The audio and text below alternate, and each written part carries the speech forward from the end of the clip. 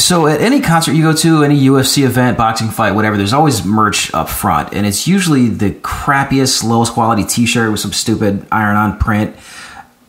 Except for one brand. Like, there's one clothing brand that's been attached to fighting that was heads and tails above everybody else. So good. So nice. Light years. Soft fabrics, great designs, well cut for fighters, cut for people that work out.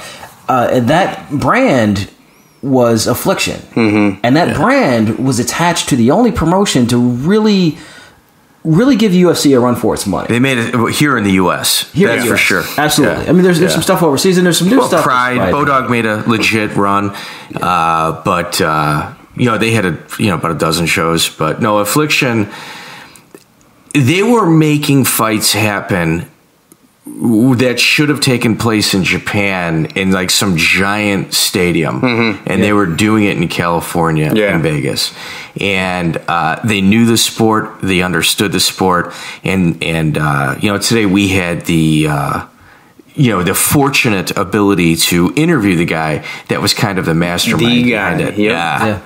Pretty cool, man. Real cool. Yeah, the mastermind behind everything, and he taught us he told us how they transitioned from a clothing brand into an MMA company back into a clothing brand. Yeah, really cool. It kind of went full circle with everything. Yeah, we touched on a lot of history, a lot of nerdy history. Yeah. So, like, if you were a fan of the sport between 2003.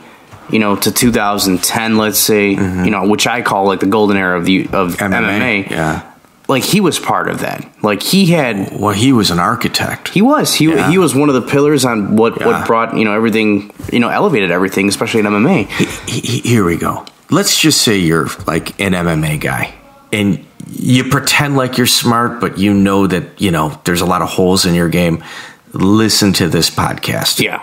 Really cool podcast. I mean, Tom's a good dude too, man. Yeah, when you work jobs, you think, okay, you do your job, you get paid, of course. But in fighting, a lot of times people don't get paid. They don't get paid what they're supposed to, and not even with malice. A lot of times, sometimes the fight just doesn't. They just don't generate the revenue they thought they would. Whatever. Affliction paid everybody. Everybody, yeah. They paid what they were supposed to. They found the money, and when you work your job, you don't think much about that. But in fighting, that is very, very important and very, very rare. And that was mostly because of our guest today. Yeah. Cool. Well, hey, man, this was a great interview. Please listen. Hit like, share. We're on social media. Are we on Instagram? We are. We're on Instagram. What about Facebook? Are we on Facebook? We're on Facebook. No. Are we on Twitter? I don't know about Twitter. Are we on MySpace? MySpace. Yeah. Tom. So, is that guys? Yeah, this is the other Tom we talked to. That one. Hey, if you guys like this type of thing, just do us a favor. Hit share. Like it. Subscribe. Give it a listen, man. And we sincerely appreciate it. So who are you taking in this weekend's fights? I know who I got, and it's not who you think. So I'm going to take my picks over to the world's safest and most trusted online gambling site and make a few bets. That's right, it's BetDSI.com. With more than 20 years experience in the online gaming industry, BetDSI has the best sign-up and deposit promotions on the web. They also boast more deposit options than any other betting site, including fast, free, and secure payouts. Also, for our listeners, they are offering a special promotion where you can build a bigger bankroll and get 100% sports cash bonus when using our promo code Fighters Corner, all one word. That's 50% more sports cash by using our promo code Fighters Corner. Check out BetDSI for all your online gaming needs. Also, please don't forget to subscribe, hit like, share, all because you can find us on iTunes, Spotify, Radio Player, iHeartRadio, SoundCloud, TuneIn Radio, and the guy sitting next to you on the train is probably listening to us too. And if you can, show us your support by finding us on Patreon, where you can let us know how much you love us. And if you're a fan of boxing, jiu-jitsu, kumite, and even capoeira, go check out my guys at UCL MMA. These guys are the heavyweight champions of mixed martial arts shows. And if you think you're the next Johnny Lawrence, go to their website at uclmma.com, shoot them an email and tell them John sent you before asking their matchmaker that you want to defend your All Valley Karate Championship versus one of their fighters. That's uclmma.com. I also want to thank our new Danish friends from Denmark, Malte Castro, who was kind enough to let us use his beats for this podcast. I've listened to his tracks, and this kid's pretty talented for being this young. If you like the track being played right now, go check out his music on Spotify, and you can also find Malte Castro on Instagram and Facebook. Go find this guy. It's pretty good music.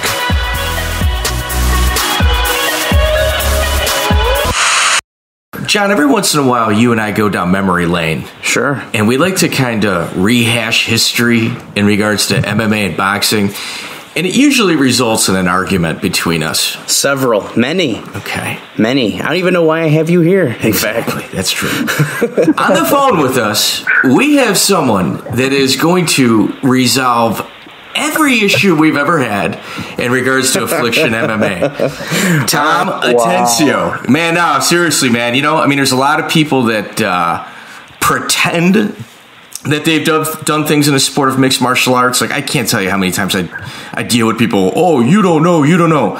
Tom, you've actually done something, man. You were the vice president of Affliction MMA. Am I correct? That faction of the clothing line? Yes, that is correct. I appreciate you putting me on the spot, and then I appreciate you making me sound better than I am. No.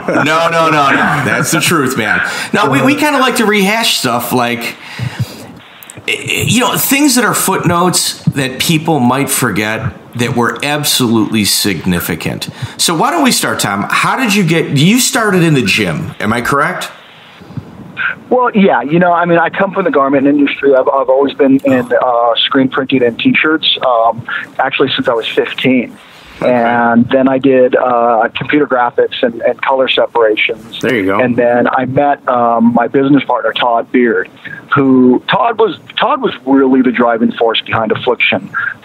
He brought on 3 other people. I don't mention them. Okay. I just don't, you know, I mean, it is what it is. It's business. And at the end of the day, I have nothing to do with them. But Todd really was the driving force behind the brand. The name, he came up with it. He was the sales guy. He really was 100% the driving force. And him and I used to work together, and he's the one who brought me on board. Okay, so were they already started and then brought you on the clothing side? Well, what happened is I used to work with Todd. I used to do color separations for him because he had a screen print company. And we got pretty close. We used to work together. And then I had my own little design firm that I used to run I had it for about 10 years. And then, you know, Todd and I used to work together and do a lot together. And I got a bug up my butt. And I decided I wanted to become a fighter at the age of 38, which was a brilliant idea. We're not going to call that a midlife crisis. We're just going to say, you had a career change. Exactly. So I was training with Marco Huaz at the time, and a good friend of mine, Justin Levins. Okay. Yeah, exactly. You know, we used to spar together all the time, and you know, I felt comfortable. It was like one of the few things that I ever really felt comfortable doing was fighting. And like I said, you know, Justin Levins was coming up at the time, and he was doing pretty well in the WEC. And I decided to take a fight for Total Combat down in Mexico, down in Tijuana. Like I said, when I was 38. Wow. Yeah, this sounds like another wise choice. Yeah, exactly, in Tijuana. So no, but it was cool. It was awesome. Mike Guyman was in my corner. I mean, it was a lot. There was a lot of people back in the day that I grew up training with. You know. So how long did you train for? Go ahead. How long did you train for? Again? How long did you train for? I probably trained for about a year consistently. And, you know, I grew up with 3 older brothers. I grew up my dad was he was a real, you know, I mean, if something happened, you fight. It was really kind of in my blood, the way I grew up, I guess is the best way to say it. Well, you're Italian, am I correct? Far from Italian. I'm Native American and Mexican. Oh, you're Native American with Atencio? Okay. Really? Atencio is actually Spanish. My dad's father was Spanish, but he didn't know him. So, you know, my mom's side is Native American and Mexican, and then my dad, I guess he's Mexican. Well, not guess. He's Mexican, and then I guess on his father's side, Atencio, he's Spanish. Okay, well, I mean, John's Italian. I was ready to throw them under the bus, but you've completely taken that really away from me. Okay, so how does this kind of culminate? Like, first you guys started to get involved with sponsoring fighters in the UFC, and at the time, I believe the UFC bought the Tap Out brand. So for somehow you were able to compete with them against their own brand in their own organization. Am I correct? Well, yeah, yes and no. What happened was, a lot of people don't know, but I used to work directly with Dan and Charles. I used to print Tap Out stuff in my garage. That's pretty cool. So, that's cool. Yeah, Charles and I were pretty close, and then he and I had a falling out. And I was doing my design firm, and like I said, I don't know if I can say this, but like a jackass, I decided I wanted to become a fighter. And Todd just Todd, what I was getting at, Todd was the one that goes, Tom, I don't want you to fight, man. I want you to come and work for me. I want you to come and do this with us. So, and they had started Affliction probably about a month before. So not very far before that. Oh, you got that in the ground floor then. Oh, 100%. Yeah, no, I was there from day one. Wow. You know, I was there when Todd came up with the name. I was there when, the whole concept and everything. Because where my facility was, my design firm, I was renting space from the other guys so we all had worked together. It all came up, and like I said, I was involved with Tap Out. I used to print, prior to this ever happening, I used to print their stuff in my garage. And so what happened was they came up with the whole concept. Todd said, you know what, they went and saw me fight. And Todd's like, Tom, you're not getting younger, you're getting older, and I want you to come and work with us. Yeah, it was a cool scene though back then. I mean, in all honesty, it was kind of like a fraternity. And, you just say you wanted to, you say you wanted to, you could at least have done it one time in your life. So, I mean, I respect that. Exactly it. Yeah, no, I respect that. And I did. But then I did it 3 times. I had 2 more fights. So, anyway, kind of trying to make a shorter story out of it. What happened was Justin Levens was fighting, and Justin and I were real, real close. So Justin was fighting the WEC, and we started Affliction. And I started sponsoring Justin and going to all of his fights and everything. And then what happened was he ended up fighting Evan Tanner at the Honda Center for the UFC. Okay.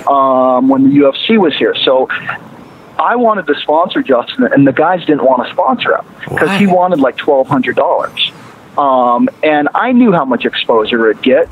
So I took my own money, my $1,200, and I paid Justin to wear Affliction into the ring. Wow. And then when they saw how much exposure it got, then of course they jumped on board.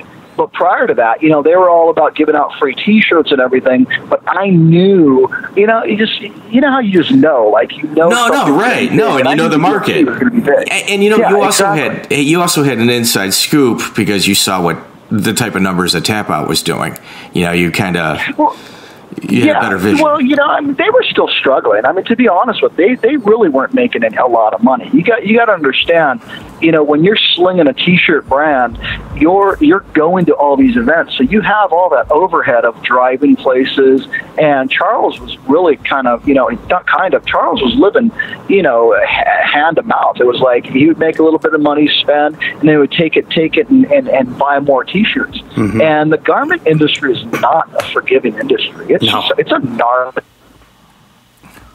goes right back into it, and you can either hit or miss. You never know what designs are going to do well, and some designs that you think are going to do well don't, and other designs that you think are going to be okay, they kill it. So you just never know. Tom, so it's a crazy industry. What year was this around? Oh God, I think it was probably 90. Holy cow. I'm guessing 95, 90, 96, something like that. Holy cow. Yeah. Dude, that's old school. Yeah, no, like I said, I've been in some day. It may have been later than that, but I'm thinking. Okay, you're talking like around 98. I got an MMA around. Yeah, I got an MMA about 98. No, you know what? It was 2005. I'm completely wrong. Really? Because we started Affliction in 2005. Okay. So I was working with Charles in about 2000, between 2000 and 2001. Yeah, and then because Affliction started in August of 2005. That's exactly when it was started. That's actually pretty cool. So to the date. Yeah.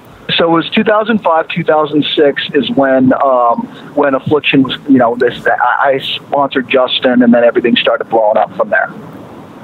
Did you expect it to get as big as it did? The clothing line? I don't think anybody did. I mean, at the time, the brand was cool. It was a brand that the name was a perfect name.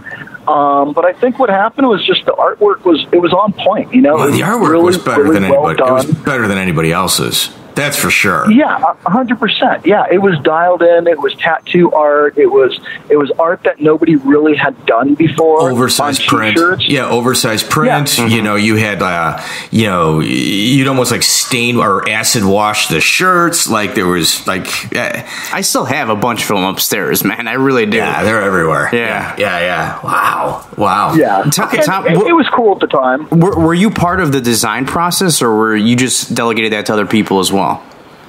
No, in the beginning I kind of did a little bit of everything in the beginning, as all of us did. Yeah. But then my spot was really it was marketing, and it was the entertainment and sports side of it, and I handled all the entertainers and the fighters and boxers and everybody like that. So that ended up ultimately being my role, because I was the one who went and got Fedor. I was the one who went and got Randy. I met all these guys, and I knew a lot of them too. So that ended up being my role. Okay, so now when you mentioned that shit. Are you okay? Yeah, I almost crashed. We almost had Tom's last interview ever. Tom, yeah, please. We got your last interview. Oh, that'd be... Yeah, I'm trying to get hits, it was bro. Nice knowing Tom. Yeah, we knew him. He was an amazing guy. Yeah. Was this at a certain point, there was all these brands getting flooded into the UFC. Oh my God. And it was like awful. Like it was just like... It was like a flea market of just brands coming out of nowhere. There was like a Calypso fight gear, I think on Yves Edwards one time, that was so horrible that the UFC, I think that was the final straw. I know there was a final straw, and I'm going to pin it down one day. I'm going to do some like research on it, where they said, that's it. Yeah. We're going to have like a marker. If you're going to sponsor somebody and you're a clothing sponsor, I want to say it was like $100,000 or $125,000 to start. Like you pay the UFC $125,000, and then you have the right or ability to pay the fighters. Yeah. Am I right on that, Tom? You're 100% right. Am I right on that price point, or was it a different price point? I'm going from like a 20-year-old memory. I think it went down to 50 at one point. Yeah. But yeah, it really was, and it was brilliant. I mean, you know what? I got to give it to the Fertittas. They were just insanely brilliant business people. Yeah. You cannot, when it comes to that, Dana had his role, but at the end of the day, the Fertittas, Lorenzo he was actually really, really cool to me, but the respect is just, it's how much respect, when you deal at that level. I mean, they were on point. They knew everything. Obviously they sold it for $4 billion, but I mean, you cannot, you got to give it to them for what they did. To pile on that sentiment, when you look at business owners and then their kids take it over, they say after the kids take it over, there's issues. And when the third generation comes, usually the business goes kaput. And the methods of child rearing and the generations of that family, for them to do what it is that they have done is incredibly impressive. Mm-hmm. It's easier for somebody to kind of come out of the blue to do it rather than somebody to hang on and advance something that's already in existence. Yeah. There's actually more likelihood of failure when you look at it, the route that they have taken. Right. Okay, so you guys decide to get into the MMA business. You guys start sponsoring people. Eilers obviously was the first. I recall George St. Pierre was a big name for you guys. And from what I gather, and I mean, this was like kind of like pre-internet being what it was. Didn't George St. Pierre, wasn't he not real happy with the brand? I think he just didn't like the look. No, I think this was after the event, after Affliction Entertainment started. I think UFC put a ban on Affliction clothing in the UFC, and George St. Pierre, as a protest, wore all black shorts. Oh, is that what it was? Am I right on that, Tom, or am I off? Yes and no. Okay, so yeah. Okay, there you go. Here we go. So you're settling our arguments. Tom, we're going to keep you around. We need this. It's funny. Yeah, it's funny because George, I started noticing George was wearing other brands. And George, and I got to give it to George. He had higher aspirations than Affliction. He had higher aspirations than a MMA brand. George wanted Nike. George wanted Adidas or these bigger brands than we were. And that's really what it was. And I started noticing George wearing other stuff, and he really wasn't wearing, which made me end up changing the contract. And because it was all new to us, too.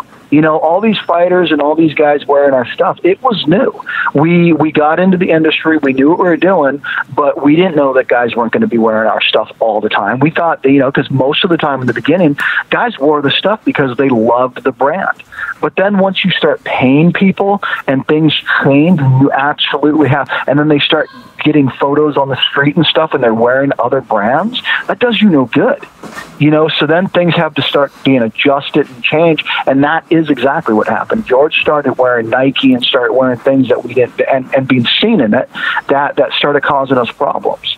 So, and then he did wear the black. We made him do that because of the ban for Affliction. Okay. That's interesting. So, yeah, like I said, you were kind of right and you were kind of wrong. But, yeah, we did that methodically. We said, okay, well, if they're not going to let him, then we're going to have him wear all black and nothing else. And that's what we did. You know what?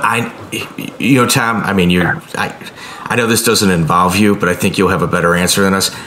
In my head, I just went through the Rolodex. I think it was KTFO or Gamma O that ruined it for everybody because they were like buying hats on cornermen. Mm-hmm. They were kind of throwing their money around. I think it was Gamma O, and they were doing it before anybody. And it was like, oh, now the cornerman can make $50. Oh yeah. Oh, you mean like if I throw the sticker on my arm? Yeah. Was it one of those two? Am I off on that? Do you recall?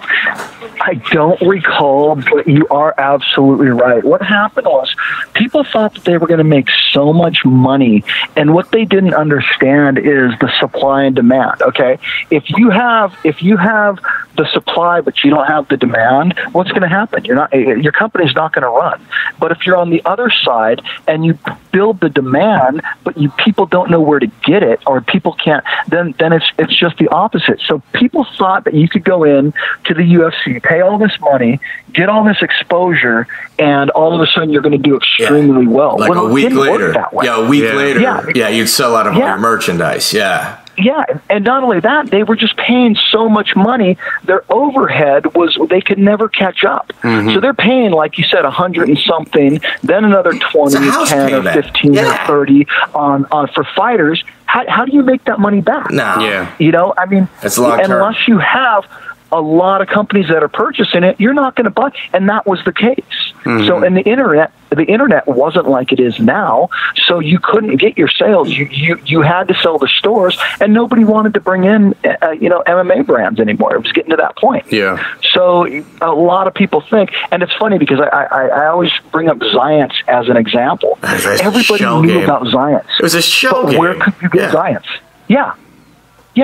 And then it's from my understanding, and I could be wrong about this, but it was my understanding that Fertitta's ended up owning that. Well, because that company owed them so much money. I think it was beyond that. I think they were a part of it.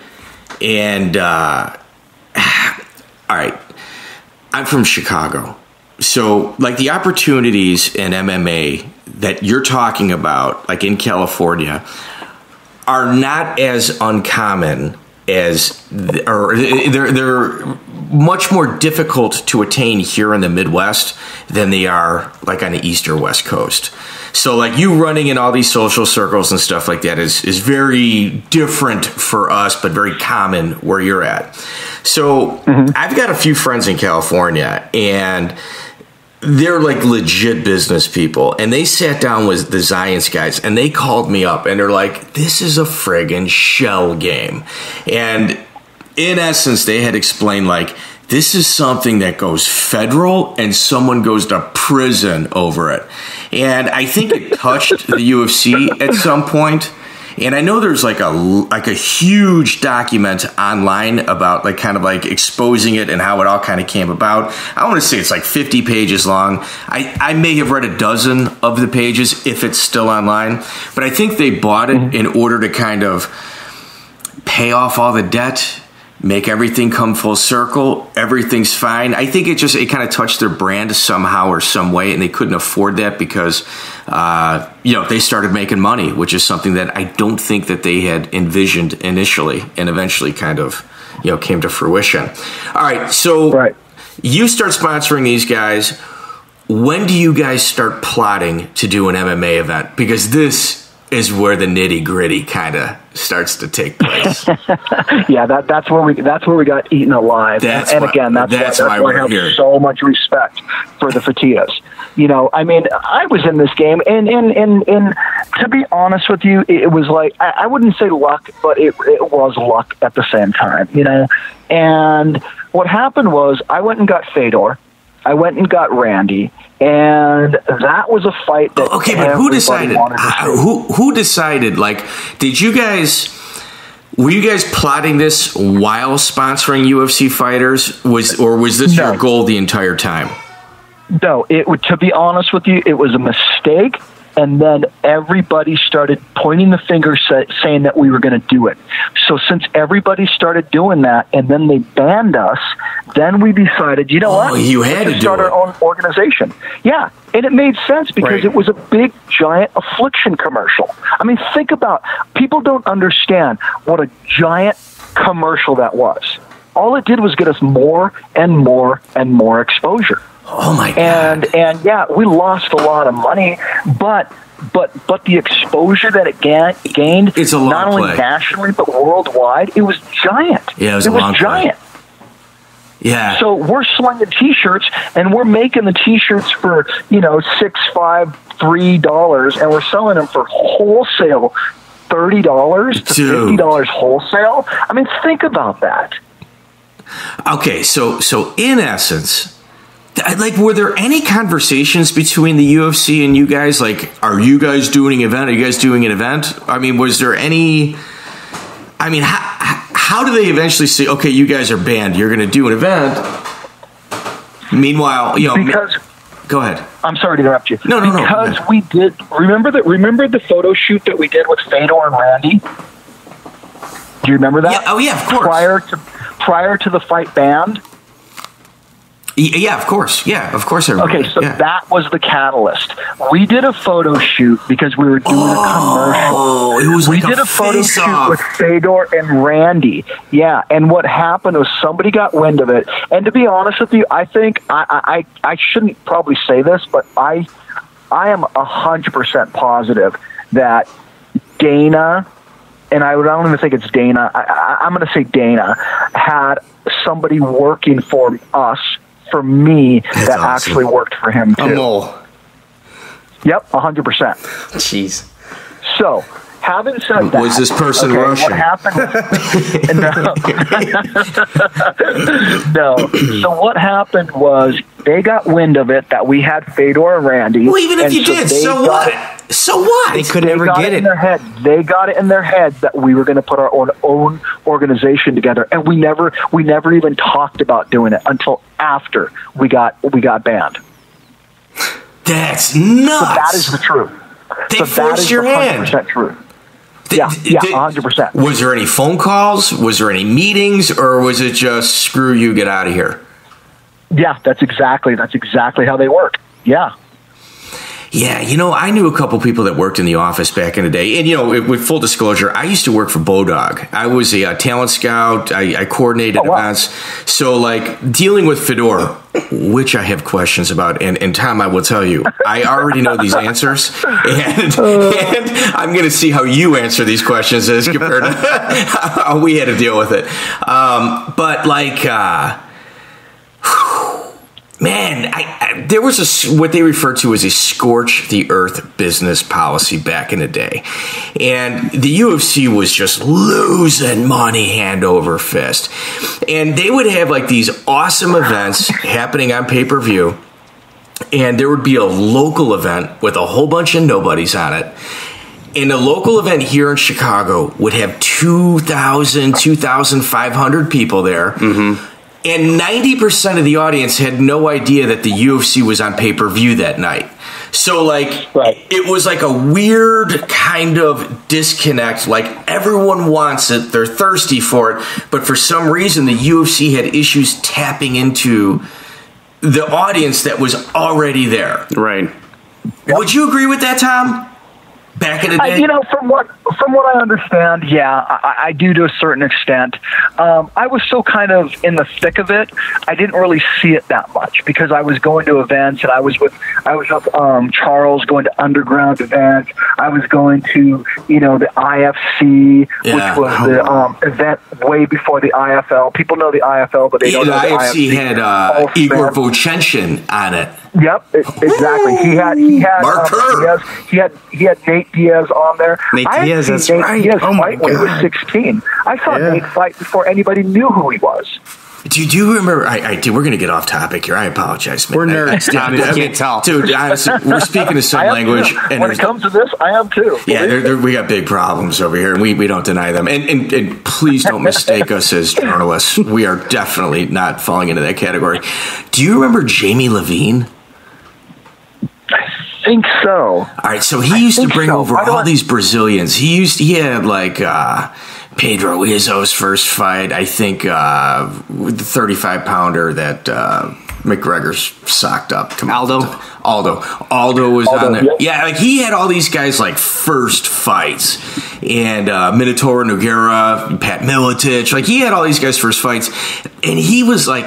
He had all these bankers involved, and he'd be borrowing money from one and paying back another, and ended up on the child registry. And, I know who you're talking about. Yeah, he had a heart attack and died. Who you're talking about. Yeah, it's like all these guys like.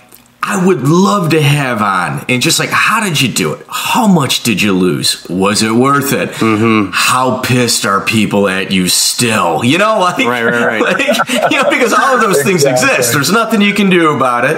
It's like you drive a car down a highway, you're going to hit a bug every once in a while, and that bug's going to be angry, and then it's nothing personal, but when you've got goals, you got to meet them. All right. So you guys get banned. What's the meeting like at Affliction headquarters? How fast do you guys react? It really wasn't. It was Josh Barnett. He was probably he was the catalyst in it. Barnett, did he sit in with you guys? On board.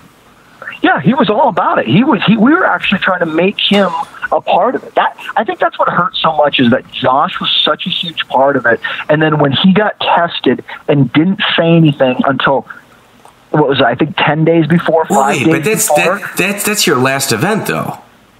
But that's what I'm saying. Okay. So Josh was in it from the very beginning. Oh wow! So Josh was involved from the very beginning. So he had your ears from the. Oh, did you work out with him? How did you guys hook up with him?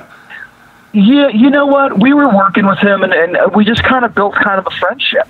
And it was just one of those things. And Todd really liked him. And it was just, a situation where we were listening to him. I went to Japan with him. I went to one of his fights in Japan, which is, another whole topic. That's pretty wild. Like I said, it was just one of those things that we were really close with Josh, and we brought him on board, and we were making him a part of the MMA industry thing. But he wanted to fight, and it was just like, he was a huge part of it. So it's just, like I said, the way it went down, that's what bothered me the most is that it just, when you think you're friends with somebody, and that was one of my biggest problems. I thought I had a bunch of friends, and you find that out the hard way at the end. No, for sure. Yeah, it is what it is. So was there an emergency meeting though about how to handle this whole UFC thing, and how are you? Were you guys making enough money in order to fund it yourselves? Because a few other people came on board. And that's another something I don't really talk about. We had the financial backing. Affliction was never hurting. But having said that, we also grew 100% the first 5 years. 100% growth for the first 5 years. Mm-hmm. No BS, 100%. It was insane. You guys are printing money. Yeah, we went from like a 15,000 square foot building to a 30,000 square foot building.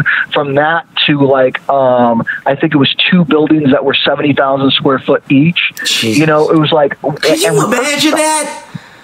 No, That's it was nuts. it was ridiculous. It was stupid. It was stupid. No, did you guys go like the nicest neighborhood? No, we want the warehouse in the nicest neighborhood, or did you guys scale down a little bit? You went all out, didn't you?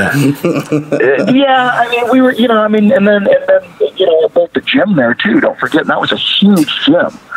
So, you know, so we're getting off topic. Anyway, I mean, yeah, I mean, we sat down and we started talking about it, started talking to Tim Sylvia, started talking to Monty Cox, and that's what happened is all these guys befriended Todd, and they, and you know, I'm not going to say names, but there was one manager that just completely screwed Todd. And I told him not to pay what he was paying, but Todd passed away in 2014, so I don't want to say. Yeah, no. But you know, Todd was kind of like a rich kid when he wanted something, he would get it no matter what, and that's what happened. And people took advantage of him, and I was blamed for it because they're saying that I overpaid the fighters. I never overpaid the fighters. I knew what they were worth. I knew what they were making in the UFC, and I also knew the money that Todd was paying was just so stupid. It was ridiculous. But it wasn't, you know, it wasn't my company. You know, essentially, I was the face of the company, but I didn't own the company. I made money. I made great money, but I was not. I was a partner in some aspects of the businesses. And well, you know what? But your job essentially was to, you know, like be the eyes and ears and give them an idea of what's going on. You know, can I bring this completely off topic? Did you watch the Bare Knuckle FC last night, Tom? I didn't. I wanted to. I completely forgot about it. Okay, so Artem Lobov, his highest payday in the UFC was $25,000. Mm-hmm. I remember seeing that, yeah. He's making 6 figures. You know, he loses his job with the UFC and gets a $100,000 fight gig doing bare knuckle boxing. Yeah. Like, you know, when you fall, you're not supposed to fall up. Right. You know? Right. And it's just like, when things like that happen, and listen, man, I'm glad these guys are making money. You know what, Tom, at the end of the day, you're a fighter. You've been in there 3 times. I mean, we can sit here and say you're a designer, you know, you helped with Affliction, you started, but at the end of the day, like, the fraternity you belong to is the one that's in the locker room in the gym. And you know, anytime you can put money in guys' pockets that normally wouldn't make this type of money in a business, you got to do it, and you did the right thing. But you also got to pay attention to the business aspect of it. If we continue to overpay, how can we sustain ourselves? And the money that Affliction was paying was nuts. Yeah. Yeah, it has to make sense. I'm sorry for interrupting you. No, but at the end of the day, it's the business. And, you know, people used to whine. And so for me, I saw every single aspect. I saw the fighter side. I saw the promoter side. I've seen the clothing side. I've seen the owner side. I've seen the employee side. Yeah. So for me, when you see all of it, you understand and you have some empathy for these guys. But what they don't understand, they used to always complain about the UFC and Dana and the Fertittas, but they don't see how much money those guys lost before they made it. They don't see how much money, if they didn't take the chance of losing their whole lives in everything that they built, the fighters never saw that.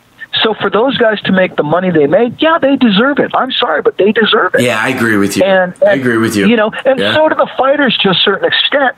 But as an employee, if you're not happy with the money you're making, then go somewhere else and get a job that you know that you're making the money you want, or whatever it is, or work to make your changes, make the necessary changes. Yeah, I agree. Now, you know what's kind of crazy? The paydays that you guys were giving out that you openly admit were way higher than they would have gotten. Stupid higher. And that's okay. Hey, on one aspect, good for them. On a business aspect, it's dumb. However, how many negotiations do you think got screwed up in that UFC boardroom because of them finding out the numbers the guys are getting? Because fighters talk. Right, oh yeah. You know, every single conversation they had, well, Affliction. I can assure you it drove them crazy because it was coming up at least 3 times a day. Oh, they hated us. You know what? I mean, don't you guys remember? I think I was like number 22 or number 18 on Dana's most hated list. Remember that list that he used to have? Dude, it's fantastic. I'm sorry, my girlfriend goes, you were number 14. Yeah. With certain people, I'm sure that have passed away, you may have moved up on it too. I mean, you gotta. That's probably right. You might be top 10. No, I guarantee it. Dana forgot about me. He couldn't care less about me. Good for him. So, like when he first started, he needed so much polish. Like he was emotional, he was angry, and I got it. There was a lot of pressure on him. There really, really was. Mm-hmm. And the person who he was when he started the UFC, when he first bought the UFC, I should say, it's not even in the same ballpark as the person he is today. His scope and ability as a promoter, he's doing things that promoters have never done in the history of the sport. Like we did it with John Jones in Nevada and California. Dude, that's 20 years from now, people, it's going to be a footnote going, oh no, you're not going to believe this. That's like something that movies are made of, and it's got some real shady shit that's kind of attached to it. But at the end of the day, he pulled it off. Yeah. That's 100%. Yeah, I mean, look at Conor McGregor. Look at how he's crossed over into boxing with Conor McGregor. It's insane. Think about that. They're thinking about buying PBC right now. Yeah. Can you imagine the UFC purchasing boxing and doing that? Oh my God. Yeah. That's a giant. That is a giant sport. Yeah. Giant. All right. Well, let's come back. All right. So I have a question for you, and it's about the California culture. This has nothing to do with Affliction. So when all these clothing companies were kind of like hot, and clothing deals were starting to kind of come to fruition, Silver Star and Tap Out got purchased, and so did Hitman Dan. There was like a group of three clothing companies that kind of got grouped together that got deals. Tom, how did Hitman Dan slide into that? I can't even wrap my head around it. Like, how is he included with those two other brands? You know what? Dan had been around since absolutely day one. Dan was absolutely one of the first people I met in the industry as well. Okay. See, and the funny thing about Hitman, Dan, I love Dan to death. Dan's a great guy, still friends to this day. I've heard that. I've heard that from several people. He's a great guy. I love Dan. The funny thing about Dan, though, is back in the day he had some issues with I don't know. I don't want to say it. I don't know what he had issues. Let's say drinking, okay, or whatever it was. Okay, and the funny thing about Dan is Hitman. It would never die, and we used to joke about this. Like, never did I meet a guy who would never follow through, who would not say he was going to give you stuff, you never ended up getting it. Say you're going to do a deal, he never ended up doing it. But for some reason, Hitman kept coming back, and no matter what Dan did, Hitman was still around. I think it was just him. I think his personality. He's such a character, and he's such a good guy, and people like him.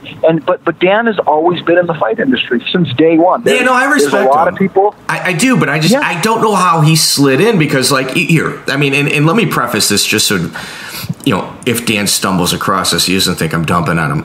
All right, so Silver Star and Tap Out obviously had like professional marketing. Oh yeah, they had everything. Super designers. Like you're talking about multiple colors and colorations, and I mean, Silver Star is crazy. Some of the designs that they were putting together at that time, and Dan was a guy that was just pretty much doing it out of his basement. And it looked like he did it out of his basement. There was love there was care there, but everything was just real rudimentary and basic, and like Tom is saying, there was a lot of follow-up issues that obviously had corrected itself. But for somebody like Dan to kind of land where he did in the same conversation as those two brands, man, I respect it. Yeah, it's incredible. Like, I really do. No, you know what it is? Here's the deal. I think you don't know Dan. At all. I see what you're saying. I see what you're saying. But if you ever meet Dan, if you ever talk to Dan, he is very, very intelligent, number one. Okay. Number two, when it comes to garments and it comes to cut and sew and it comes to purchasing garments overseas and get them done, highly intelligent. Really? He really knows what he's doing. Yeah, I heard his shorts were fantastic. I never owned a pair, but people used to brag about those. Mm-hmm. You know what? Even when I fought, I wore his shorts for my fight. Cool. So the second fight, the first and actually my first and third fight, I wore Hitman shorts because I liked his shorts and I had a great relationship with Dan. So yes, when it comes to the garment side of it, highly intelligent, knows exactly what he's doing. And he's socialized when it comes well. to the T-shirts and the look of it, I kind of tend to agree with you. I never liked the name Hitman. I never liked that whole style of the fight industry he had like where I'm a tough guy, T-shirt. wear my shirt. Like, I just never like there was one company, some guy named, he wanted me to help him build a brand called Fight Me. Well, the last thing I'm going to do is wear a shirt that says "Fight Me." You know, to me, it's just the most ridiculous thing. Hey, look at me, I'm a tough guy. You know, it's like I never knew a black belt, or I never knew a guy, and there's always going to be exceptions to every rule, but I never knew a guy who actually fought, and that was tough, that would wear a shirt that says "Fight Me" or go out and look for fights. Yeah. It's very far and few between because those guys don't need to. Yeah, well, my thing was, it was just like the polish. Like, if you look at the polish of Affliction, you're just like, with the oversized print and like the buttons and, you know, emulets and all Old those English lettering. Yeah, Old English lettering. Like, when those things came out, you're like, well, that's got to be a special machine, because every time I order like a T-shirt with the maximum size, it's like half that size. And it's... the entry of Affliction into like mainstream like MMA culture, it was at the right time. Like the spark was it was perfect. Now It was at the right place at the right time. I think it was just a perfect combination of everything, because we started out in the motorcycle and tattoo industry. Mm-hmm. That was the industry we were supposed to be doing, and the music industry. But because of me, I'm the one who got in the fight industry, and I think it was the perfect time because the fight industry was just blowing up. It was just the perfect time. So, John, is there any fighter in particular you have questions about? Any? Is there a particular fighter that fought for Affliction? Well, I'd like to start with the Russian Giant. How was it dealing with Fedor? I mean, I don't have personal experiences, but Miguel Iturrate, who is he was the president of Bodog Fight. He actually comes and does updates now. He's living in Costa Rica, and he makes odds and he writes articles, and I was his right-hand man for Bodog. Like, he was a degenerate dealing with all types of issues, and I was like the sober guy guiding him to exactly where it is he needed to be, while also providing some sort of like common sense and security about the situations that he would get into. He was just a friggin' great guy. We have him on weekly. How was it dealing with Fedor? You know what, Fedor, personally, it wasn't difficult at all. I mean, the one thing about Fedor that was difficult to deal with him, we're talking about Fedor. Yeah, we're talking about his was people. just the fact that he would always wear these ugly European sweaters. You know, that ugly striped sweater that he would wear when he should be wearing Affliction. You know, that was the only real issue with Fedor. Okay, but when he fought for you guys, did he make you guys use, like, not him, obviously, did his management make you use their travel agency in Russia? Everything. There was all kinds of different things, stipulations and this and that. Yeah, they were... Explain the shakedown. Explain the shakedown. This is fantastic. They wanted their own organization, which they had in Russia, but they didn't have here. So they ultimately, it wasn't really just our organization. It was like partnering with them, and it was their organization too. And then they were trying to run it. Complete nightmare. Complete nightmare. Okay, what do you recall? I mean, the one aspect of dealing, like of being around people that were dealing with them, there was like a lot of last minute things going on that always resulted in more money coming out of the pocket. Yep. How many plane tickets would you have to purchase through their personal travel agency in Russia in order to get them over? something. I don't know exactly, but yeah, you're absolutely right. It was always something. Like it an was entire always something plane. at the last minute. Yeah, exactly. Yeah, and it was just it was that shady shyster, always getting screwed at the end of the day type of deal that you always had to deal with, and you pretty much just had to deal with it. You had no choice. You got it was like, all right, put me on poster, put me on commercial, and then it happened.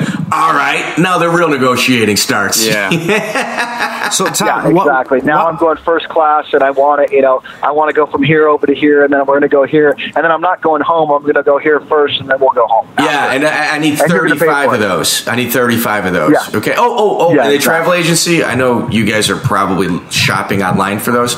No, they're about $2,000 a ticket, but you got to use this travel agent. Right, yeah.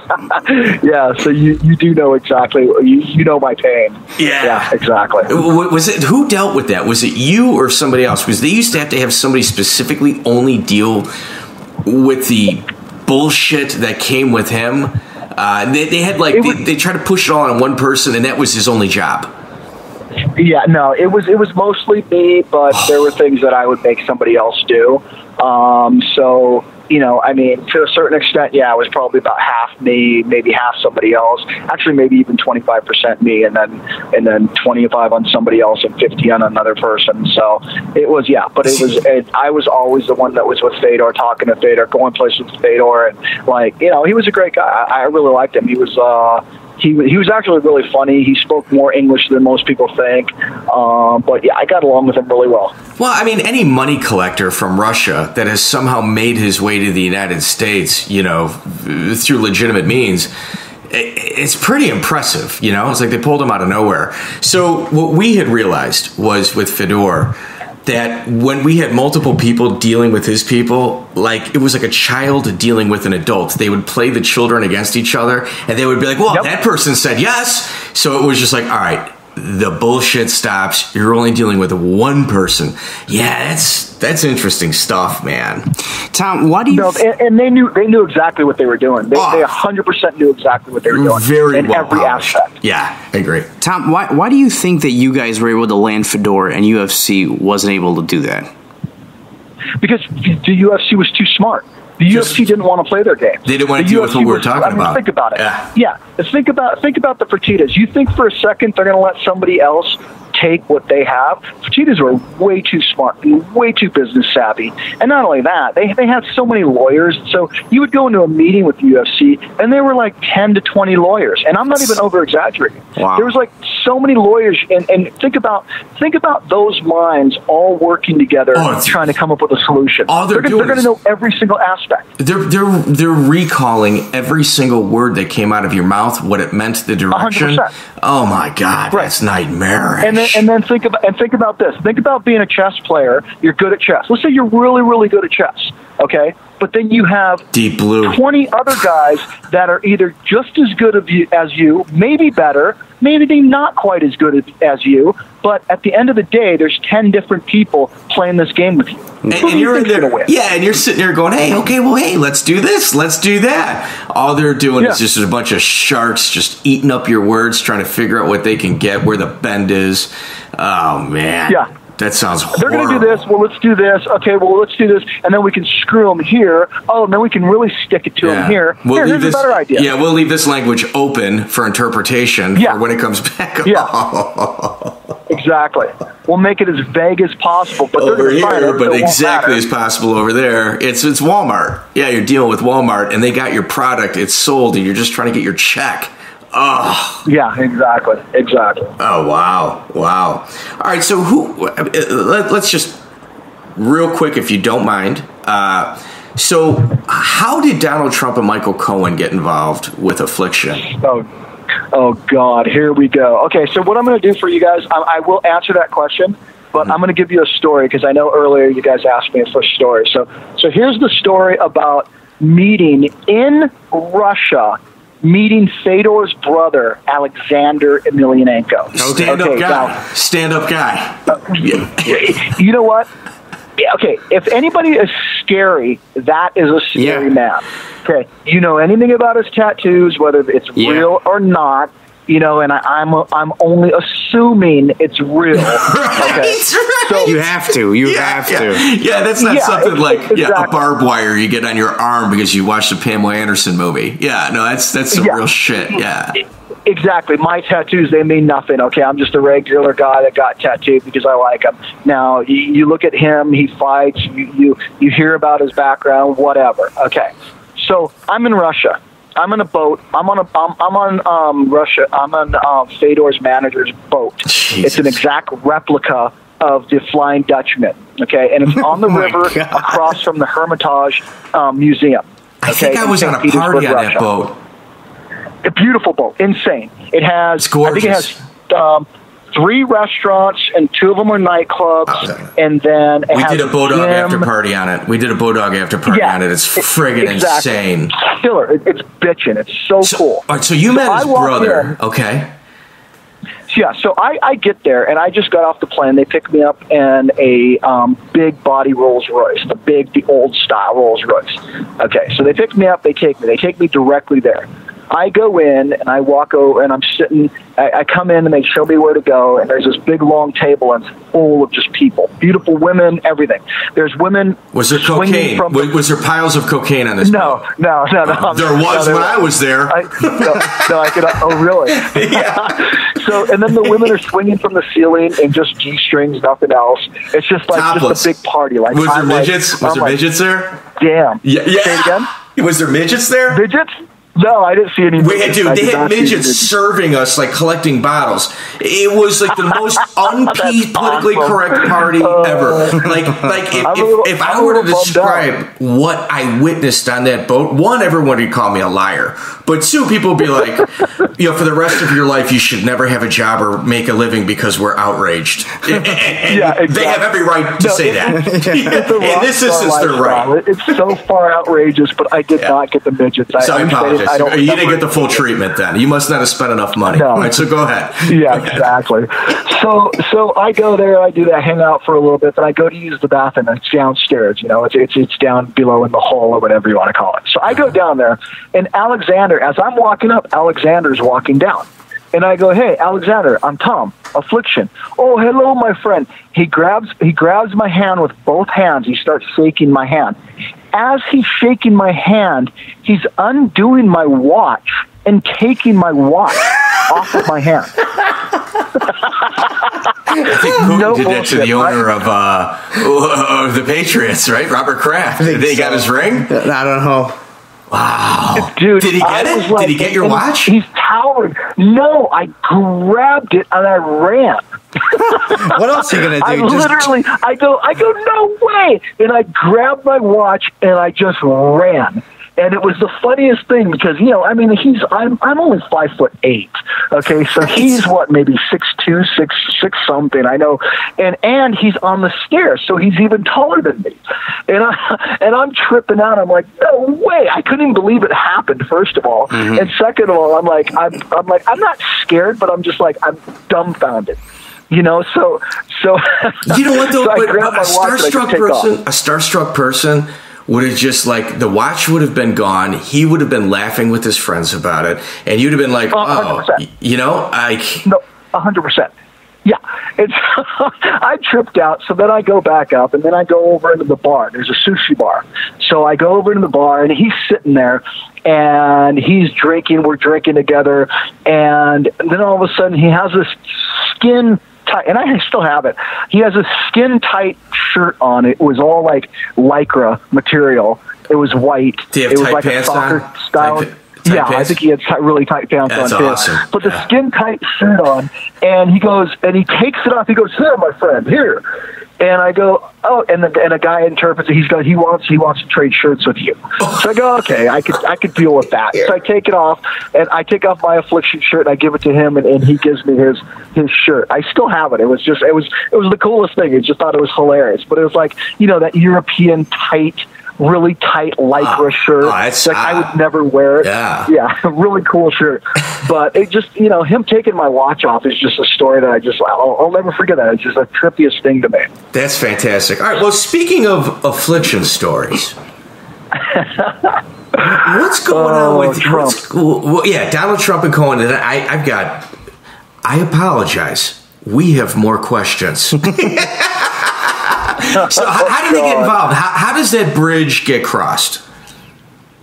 You know what? It was a Todd thing, and it was smart, and it was a way to bring us into the mainstream. He had done the fights in boxing. He was heavily involved with boxing. Yeah, exactly. So it was a pretty good, pretty brilliant idea on Todd's part. I'm not going to take credit for it. But you know what? And the way we met him was through some business partners that shared the same building at the Trump Towers in New York. That they had a garment company in there as well, and we got pretty close to those guys, and they knew him. And I think Todd came up with the idea, and they said, "Yeah, let's introduce you to him," and we did, and we. You know, the easiest way to say it is he was just a face. He was just somebody that would help us get into the mainstream. He didn't really do anything other than talk when it came time to promote. And we obviously had our promotion, the press conferences. Yeah, you guys kind of knew what you were doing at that time, right? Yeah. And that's what it was. That's really what it was all about. Cohen was always good to me, but he was kind of, to be honest, I'm not like, I don't really like talking bad about anybody, so I don't mean this really. It's just, he was kind of like a fanboy. With the fighters and stuff, and he was kind of like, he was enamored by the fighters, and I get that to a certain extent, but it was just, he was really kind of like, he really wanted to be in. Like, he told us he did Taekwondo and he used to fight as a kid. He does 10 push-ups a night. Anybody that has ever met Cohen, come on, man, we all know that's. You know what's kind of crazy? Maybe he got beat up as a kid. Yeah, you know what's crazy? It's like the guys that are like the uppermost crust of society, and you've just named two of them. They're the guys that are like you said, fanboys and enamored with these people that have come from relative, paths from nowhere in order to get it, to where it is they are. It's an interesting mix of the fight game. Like, it allows a lot of people that had never imagined leaving the country the ability to travel and understand other cultures. Like, I've been over a dozen countries because of the fight game, and I love traveling, but I wouldn't have traveled nearly as much as I would have had, I wasn't involved as I am today. It's an interesting mix. Yeah, you know what I always say? I think that most men only have respect for two different types of men. One that can kick your ass, or one that has more money than you. Or if you have more money and you can kick their ass, they'll pretty much respect you and they don't even have to know you. Yeah. I think that's it's kind of like a rule for guys. I don't know why. Kind of like an alpha pecking order. Yeah, like an alpha pecking order. So, obviously this isn't a political podcast, and we don't want to get too deep into it. Because that's not the meaning of this interview. But how surprised were you with the last election, and then how things turned out with Cohen and Trump being in the White House? Were you shocked, or did you expect it? I was shocked that he became president. I'll tell you that. I think that Cohen, I always kind of had a feeling something like that would happen, but I guess when you're in that kind of game, I think you're not really loyal to anybody but yourself, and I think on both sides, I kind of loyal to anybody except for themselves and their own pocketbooks. Really? But I think that it's funny because after you guys after the whole Cohen thing happened, the Russia thing, I was getting calls from some legit newspapers, and I can't think of who. Just two, and they were trying to make the connection between Cohen and Fedor. Wow. Okay, so when Fedor fought here in Chicago, Jerry Millen is really tied in with Fedor's group, and Jerry, we know each other. Well, I know who he is. The likelihood of him knowing me. I'll tell you right now, I hate Jerry with a passion. I can't stand Jerry. Okay. I can't stand him. So, he's a scumbag. So anyway, keep going. I'll let you can continue. You can continue. Let me just finish this, and then you can double down. Scumbag you'll ever meet. Right. Anyway, so keep going. So he had two tickets, and I had some friends. It was here in Chicago. I had a couple friends that wanted them. They met up with Jerry, and they said to me, we had Secret Service people over there talking to them and asking us how we were involved with these people, and they were taking everybody's picture, and it was right around the time when all this whole Russian thing was kind of picking up, and they were like, they definitely we're definitely they know who we are, Yeah. So was Jerry involved with Affliction at this? I thought he came on after that. No. No. What happened was kind of befriended Jerry. I don't know where I met him. I don't know if it was in Russia or if it was in Japan. But I met Jerry, and I kind of liked him at first, and then a couple of people told me to keep my distance, and he's a complete scumbag. Oh, Jesus. And I'm the kind of guy that unless you do something to me, I don't really care what other people say about you, because, I've met a lot of guys who people don't get along with, but for some reason I get along with them, and they've never done anything to me. But as long as I know you're a snake, I can deal with you, and I just know how far to let you go. I'm not gonna, give you money or whatever. Yeah, no, it's like you got your guard up. Yeah, exactly. And then if they screw me, guess what? It's my own fault. I knew ahead of time. Yeah, no big deal. But Jerry, I don't think I've really met much bigger scumbags than him, and I'm 100% stand behind that. Guy's such a pile of junk. So, but anyway, so I think I met him through them, and he was trying to weasel his way, as he does everything, into it, and he had higher aspirations. It was like he wanted to be the manager of a Fedor or something like that, or do documentaries with them, and he always wanted to be the man, and he never was. Did he do anything specific to you, Jerry? I know he probably pissed off a lot of people in this world, but what did he do specifically to you? I mean, was our Affliction? I can't remember. It was just weaseling his way in there, and then talking shit about me or something like that. It was just one of those things where I don't even remember. To be honest, I don't even remember. I just know that I can't. A culmination of bullshit versus just a specific event. This is what I can tell you about Affliction MMA. Everybody got paid. If there was any outstanding bills that were out, it wasn't public. All the fighters got paid. And at the end of the day, that's really all that matters. Did the bills get paid? Yes. All right. Well, then that's it. Okay, so let's talk about the last event. All right. How does it... So what happens is they have a fight lined up with Josh Barnett versus Fedor Emelianenko. Am I correct? Yeah. Yes. Okay. That's a fight that, man. That was probably the most anticipated fight of the year. Oh, dude, probably for the last 3 or 4 years, actually. And what happened, Tom, in your words? Like I said in the beginning, Josh tested positive. It was pretty interesting. It was the first time in history that they ever tested before an event, and he got tested a month or two before. Way before. Yeah. And he didn't say anything, and he didn't even bring it up until 10 days before the event. Oh, and when did they announce? Go ahead. When did they announce that he was positive? I think 10 days before, I got an email or a text message or a phone call. I don't even remember. And they told me he tested positive for a banned substance.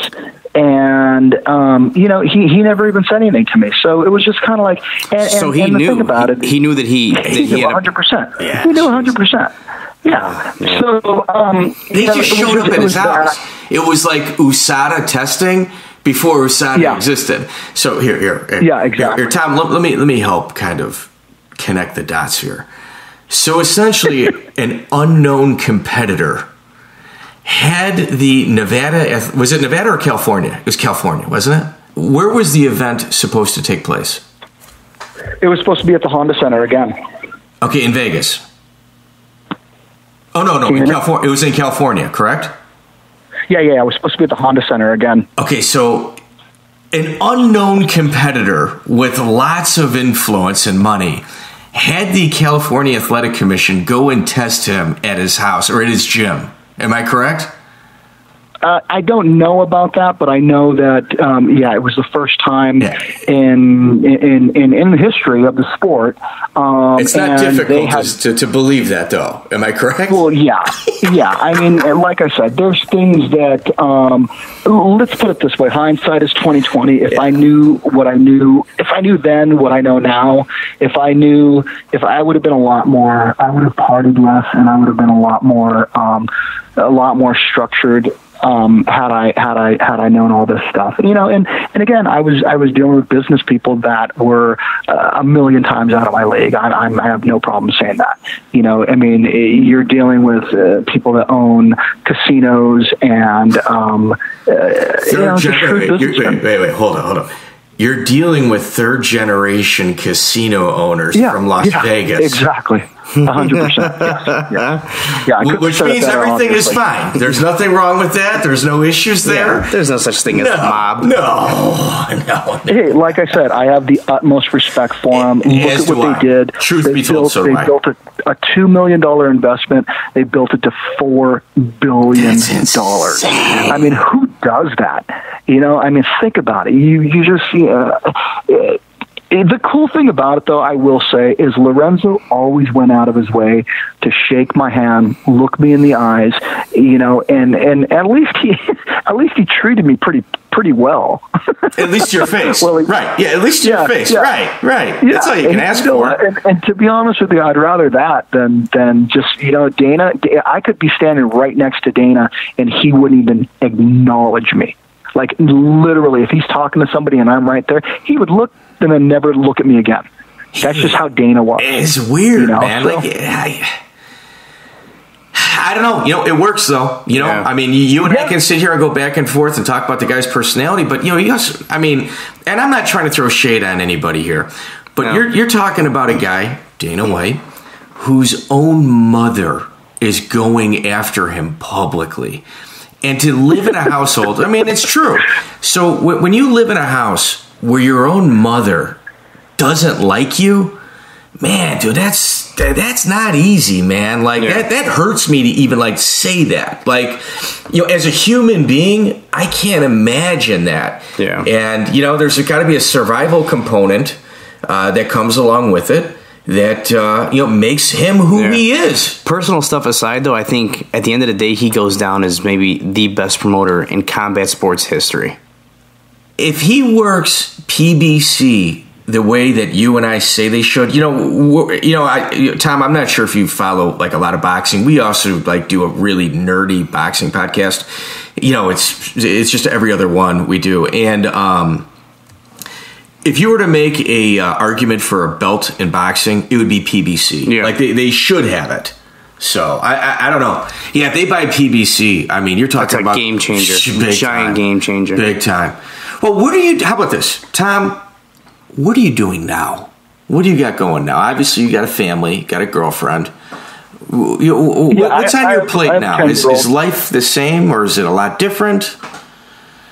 No, it's completely different. It's, I was going 150 miles per hour, working 6-7 days a week, 18 hour days, 20-hour days, whatever it was, just putting it all in. But no, ever since my son was born, everything changed, and I have full custody of him. He lives with me, goes to his mom's on the weekends. During the summer, week on, week off, he stays with her for a week, which is where I just dropped him off right now. So no, everything's changed. He's my main focus, and making sure he gets a good education and making sure he has more than I did.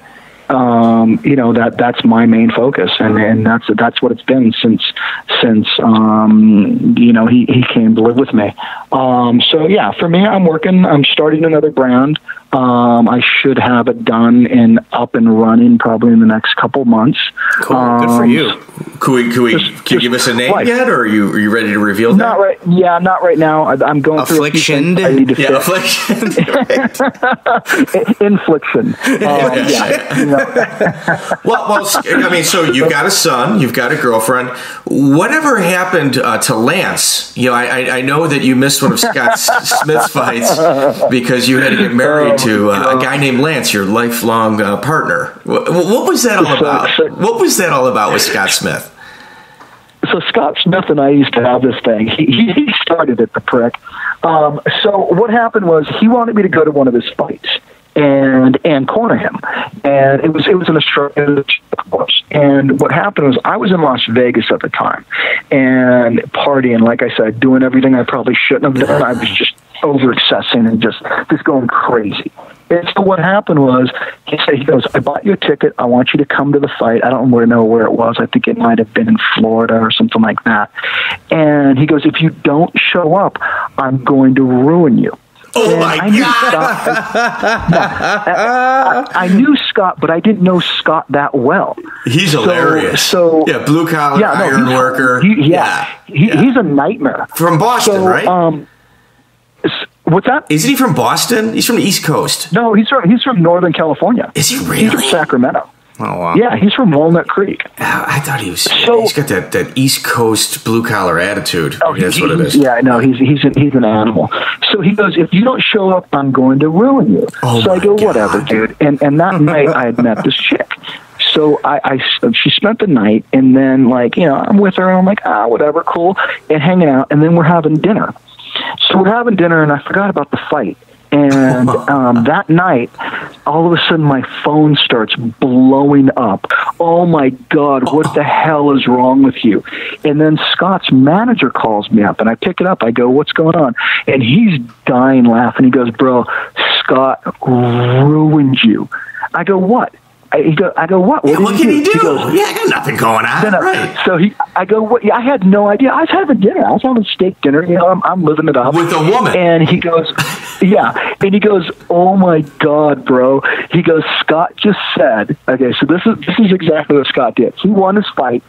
He goes, I want to give a shout out to my good friend Tom Atencio with Affliction Clothing, who's at home tonight. He couldn't make it. He's at home nursing a belly button ring infection. Okay, there's another one. He did it twice. Yeah. He did it more than that. He did 3 or 4 times. Oh my! So that was the first time. Yeah, so that was the first time, and everybody's blowing me up. My brothers are even text messaging. Oh my God! That would have went viral today. You'd have like 15 fighters doing it right now if it were today. It was animal. So that was the first one. Then the second fight comes, hey, Tom, I want you to come to my fight. I want you to corner me. Scott, man, I'm busy. You don't get it, man. I'm busy, bro. I can't. Yeah. Okay? There's this clothing line. There's this clothing line I'm trying to figure out. Scott. So the second time he goes, I want to give out a shout out to my boy Tom Atencio, my Taibo instructor. He's not here. He's practicing Taibo. So no big deal. That one's kind of kind of goofy. And then he does it again. I don't remember what the third one was, but then the fourth one is exactly what you said. I want to give a shout out to my boy Tom Atencio, who couldn't be here tonight because he's in Canada getting married to his life partner Lance. And that's when it just everybody was dying. I heard, I haven't confirmed it, and I don't know if it's true, but I was told that they put it in the game where he thanks me after his fights. So if you use Scott Smith and he wins, and I guess it's probably one of the older games, one of the fight games. Oh, that's badass. He would thank me after. If social media were it was today, you'd have 15 fighters doing it, every single event. They'd have to put a moratorium on thanking you. You do realize that, right? I had magazines calling me and asking me if I came out of the closet, and people they wanted to do. Asking they're so happy for me. I came out of the closet and everything else. I thought it was hilarious. I was dying laughing. Who cares? Yeah, live and let live. Yeah. Why not, man? Yeah, no, that's fun. So here's how I got him. So this is what I did. was a cock blocker. So hopefully, I don't know if I could say that or not. Yeah, but absolutely. Anyway, Please do. Scott would always go out of his way to cock block me, or he would always go out of his way to do something. So one night, I had him. He stayed at my house, and this really cute girl that for me, she was with us. We all go out, and we're with a bunch of people. So I'm having a signing the next day at Macy's with John McCarthy and Randy Couture, and Scott was there, and a couple other fighters. I think there was like maybe 4 or 5 people we were doing a signing with. So I knew Scott was going to go out of his way to cock block me. So I told him, I set it all up, and I told Scott, hey, do me a favor, stay away from Nikki, okay? I really like her. I think we're going to have a future. I really like her a lot. So I knew exactly what he was going to do. Yeah, game on. So we're all drinking. We're all drinking. He starts hitting on her, and she takes him home to my house. I used to have a little apartment down the street from the bar, my best friend's bar. So we'd always go there, drink. She took him home. She handcuffed him to my bed, naked, and her friend popped out of the closet and took pictures of him naked on the bed. Scott, the thank yous ended after that night. Drunk. Oh. Yeah, he was so drunk he had no idea. And next day, I showed everybody the pictures. John McCarthy, his wife, Elaine, Randy, everybody. And when he showed up, just gone, just totally hammered, still in the morning. Good move. He had no idea. The nonsense ends. Laughing. Scott, the nonsense ends. Checkmate, my man. Checkmate. Yeah, he said he would never, he goes, bro, please, you cannot let those out. So much trouble, please. He was literally begging me. Uriah Faber to this day loves that. He said nobody has ever gotten Scott so bad because Scott would just screw with people all the time, and he literally stopped. That from that time on, he would never mess with me again. That's good. There's a certain charm to that, I might add. That's good. That's good. Okay, so you got another brand coming. You're still in the game. That's good, man. I mean, so life is a little different. Tom, do you still keep up with MMA right now, especially the UFC, or is that something that you don't really pay too much attention to? Yeah, you know what? I do. I'm always going to love it. I love boxing. I mean, I was always a huge fan growing up of boxing. And so, yeah, I mean, combat sports for me is just, I don't really watch anything else. I grew up surfing, so I like surfing, but I'm not, I'm not a sports guy. I don't watch football. I don't watch basketball. MMA, boxing, that's what I watch. That's cool. So, yeah, 100%. I'm always going to be a fan. Yeah, us too. I mean, I guess it's the nerdness that it's never going to go away, right? Is there any questions that jerk-off interviewers like us have never asked you that you've always wanted to answer? No, you know what? I got to be honest. Even after that Scott thing, I think I've been asked everything. If I came out of the closet or whatever it was. I mean, just weird. Yeah. You know what? In today's day and age, yes, I did. Yeah, I did come out. I'm back in now, but I did come out briefly.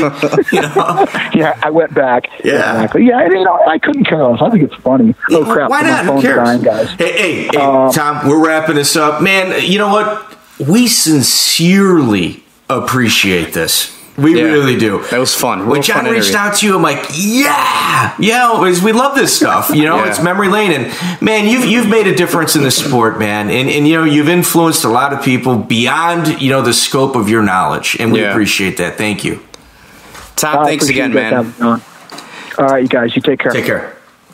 Okay, bye. Well, there you have it, Tom Atencio. Well, if I may interject. In order to kind of make things come full circle, because I think a lot of people, I shouldn't say a lot, there might be a few people, I know we do deep dives here, that might not understand what took place at the end. When the California Athletic Commission surprised Josh Barnett with a drug test, and Josh never, well knowing he was going to test positive, and he never informed the organization that he was about to test positive, they got all the way up to day 10 when they made the announcement. The California Athletic Commission says, hey, we got a guy. He's no longer available to fight. Affliction canceled the entire card.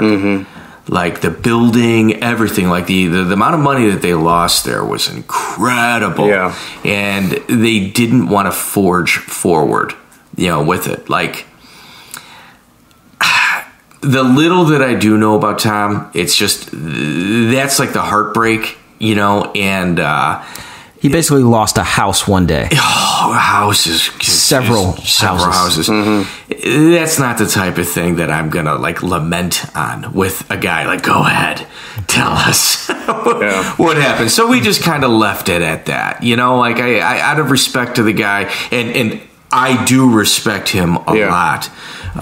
We kind of left it open-ended, but in order for our listener to understand what happened, that entire event got canceled. Yeah, he talked about a lot of really cool, interesting stuff, man. I mean, apart from the Scott Smith stuff, which was hysterical, but just like everything that he did and like brought us down through like memory lane. How it turned from like a clothing line into an MMA promoter, or how you became an MMA promoter, all that stuff, man. It was almost as if we were on a date with the guy. I know, I know, and we're picking his brain. And then what happened? Yeah. But it was cool though, man. It was nerdy shit, but it was awesome. I'm going to tell you something. When Miguel Adarate, we get him in studio, the guy that does our weekly updates. When we have him in, I know where the treasure's buried. Like I got a virtual pirate map, and the stories that you hear today were fantastic. Just wait for Miguel. Yeah. Oh, yeah. I mean, we might get some like legal orders to take the podcast down. Yeah, I don't care. We're going to put him, and Miguel's going to talk about it. Good. So, I mean, this guy, Tom, falls into that category. Yeah. Good dude, admitted to a lot of things that a lot of people wouldn't. I'd actually like to have him come on again and sort of like get a little bit more micro.